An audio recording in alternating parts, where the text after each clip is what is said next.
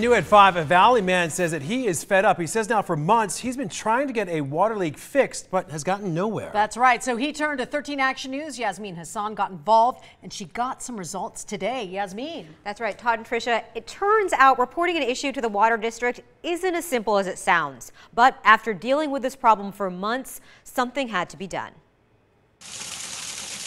That's the sound Ted Harris says he hears at least once a day, every day. The water pours out of there for 15 to 30 minutes, and it's got to be hundreds of gallons. And this isn't a new problem. Ted says it's been happening for months on end, and he can't get anyone to help. We live in the desert, and nobody should be wasting water like that, and somebody in the government should be holding these people accountable.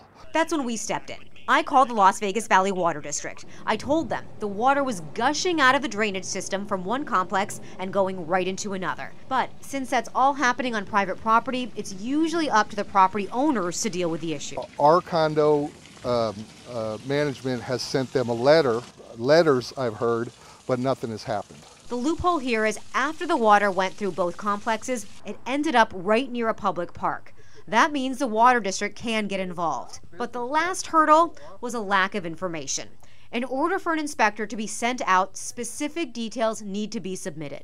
We need to know the time of day in which the water waste occurred, the location, and the day of the week in which it happened. And then we'll go back at that same day, the next week, at that same time, and document the waste.